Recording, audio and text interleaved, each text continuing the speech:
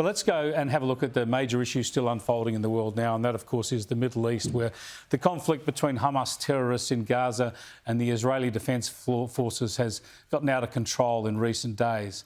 But the usual suspects in the media continue to distort what's actually happened. A series of explosions lit up the night in northern Gaza, signalling airstrikes by the Israeli military. In response, the militant group Hamas has fired hundreds of rockets at Israeli cities. In retaliation, Hamas and other militant groups fired hundreds of rockets into Israel. That's just two instances of the ABC claiming that Hamas has fired hundreds of rockets at Israeli cities as a retaliation to Israeli attacks. That's precisely the opposite to what actually occurred. Even the leftist BBC reported that Israel has launched airstrikes against militant targets in the Gaza Strip after rockets were fired from the territory towards Jerusalem.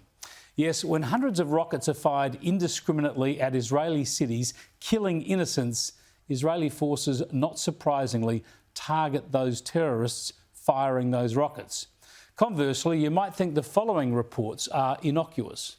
Palestinian protesters also clashed with Israeli security forces. Israeli police and Palestinians have been clashing for weeks. There have been almost nightly clashes during the Muslim holy month of Ramadan. Protesters, angered by the threat of evictions, clash with security forces.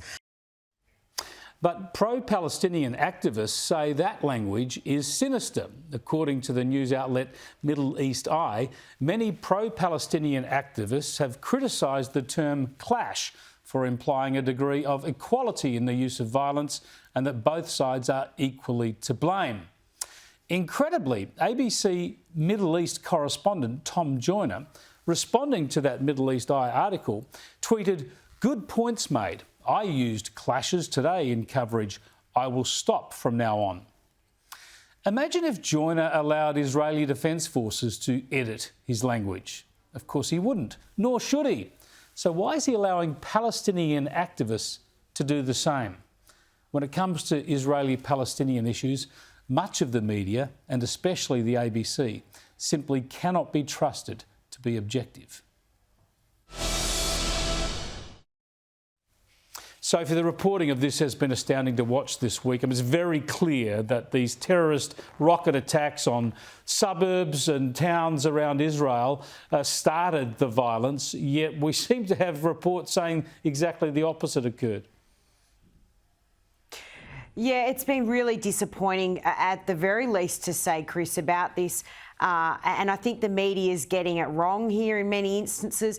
And then to actually question using the word clash. I mean, Kel's the word expert.